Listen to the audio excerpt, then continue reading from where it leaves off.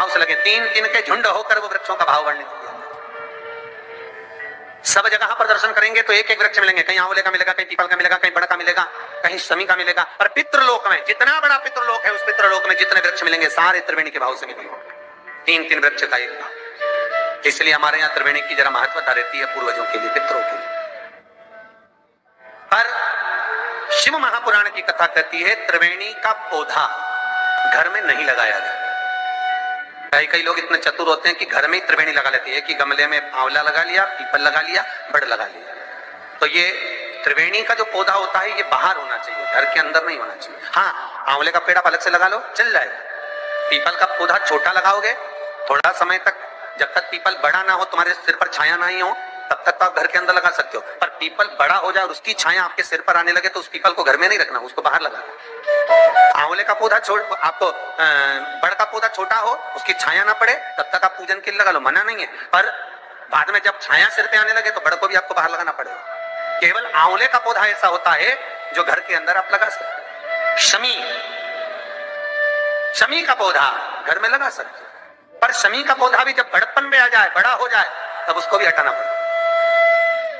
शंकर भगवान को जो बेलपत्र चढ़ती है, शमी पत्र चढ़ता है, उसमें बेलपत्र का जो पौधा है वो परमानेंट कितना भी बड़ा हो जाए वो सुख देगा। पर शमी का पौधा भी ज्यादा बड़ा होगा तो वो आपको हटाना पड़ेगा, ले जाकर लगाना पड़ेगा। छोटा है चले, पर निवेदन है कि बड़, पीपल और आंवले की त्रिवेणी आप गमले के अंदर ना बनो। आप गमले के अंदर, कई माताओं की आदत थी त्रिवेणी कांग पूजने जाएंगे, त्रिवेणी पे खांतिया लगाने जाएंगे तो गमले में त्रिवेणी बना लो, बड़ का पौधा भी लगा लो उसी के अंदर, उसी में आंवले का, उसी में पीपल। वो शिव महापुराण वर्णन नहीं करती। त्रिवेणी बाहर, त्रिवेणी का पौधा बाहर होगा, घर के अंदर नहीं। क्यों? शिव महापुराण की कथा में स्पष्ट कहा गया, जहां त्रिवेणी का पौधा गमले के अंदर होता है वहां उस स्थान पर महाराज कहीं ना कहीं क्लेश का भाव होता है, उस घर में शांति नहीं होती। क्यों? तो उसका भी व्याख्यान गरुड़ पुराण में कहा गया। क्या वर्णन किया गरुड़ पुराण में?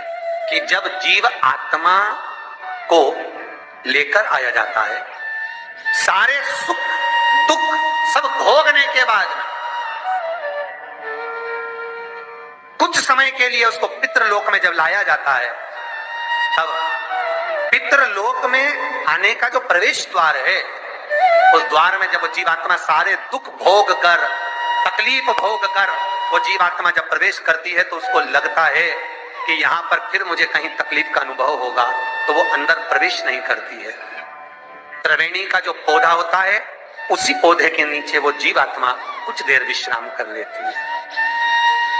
इसलिए शिव महापुराण कहती है त्रिवेणी बाहर पूजी जाए, त्रिवेणी बाहर लगाए। पर त्रिवेणी का पौधा घर के अंदर गमले में रहेगा। जीवात्माओं को जैसे दुख का भान होता है तो विश्रांति लेते हैं, तो आहूत पितर वासुक, जो प्रेत योनि में भटकने वाले भी जीव होते हैं, वो त्रिवेणी के नीचे कुछ समय के लिए विश्राम लेते हैं। विश्राम महाराज तो शिव महापुराण में और गणेश पुराण के अंदर एक बहुत सुंदर प्रसंग है। गणेश पुराण में जैसे दुर्गा का प्रसंग कहा गया है, कल उस प्रसंग को थोड़ा वर्णन करेंगे गणेश पुराण के, कि कौन सी दुर्गा किस चीज के लिए लाता है। तो गणेश पुराण में शमी के पत्ते का वर्णन करा गया, तो उसमें स्पष्ट कहा गणेश पुराण में कि यदि एक लोटा पानी, एक कलश जल, उसमें चंदन घोलकर, अक्षत के 5 दाने और पीपल के 2 पत्ते उसमें डालकर शमी के पेड़ के ऊपर उस जल को समर्पित कर कर आप अपनी कामना बोलकर जिस कार्य के लिए जाते हैं, वो कार्य मात्र 3 दिन में सफल हो जाता है। मात्र 3 दिन लगभग। गणेश पुराण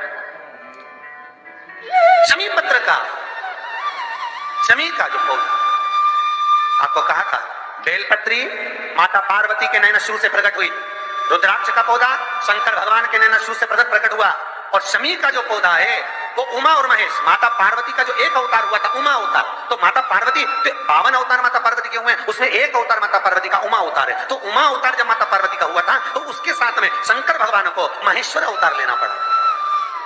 महेश्वर अवतार भगवान शंकर ने लिया, तो उमा और महेश्वर का जब मिलन हुआ था, उस मिलन के दृष्टिकोण से, उस मिलन की दृष्टि से शमी का पौधा उत्पन्न। शंकर भगवान की जो जलाधारी है बस उस जलाधारी का मुख उत्तर का होना चाहिए।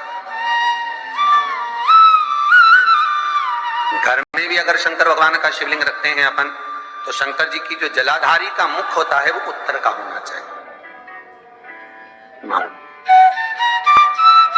उत्तर।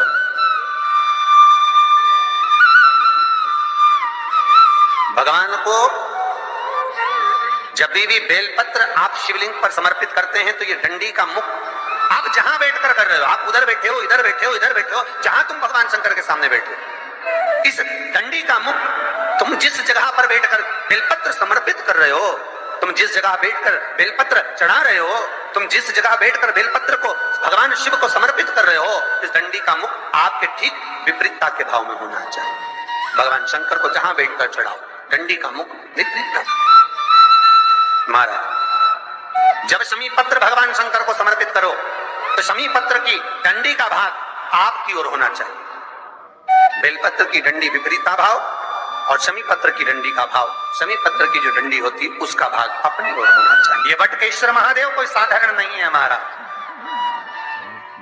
अदालत में केस चल रहा हो, प्रशासनिक कोई परेशानी आ रही हो, कोई एग्जाम निकल नहीं रहा हो, कोई केस अदालत में चल रहा है, नहीं निपट रहा, बड़ के पेड़ के नीचे शिवलिंग का निर्माण करिए और शिवलिंग का निर्माण कर कर, पूजन कर कर, घी का घृत का दिया लगाकर दही चढ़ाइए। उस दही को वापिस हाथ से चम्मच में निकाल लीजिए। उस दही को रख लो, शिव जी की पूजन अर्चना कर कर भगवान भोलेनाथ के शिवलिंग का विसर्जन कर दिया।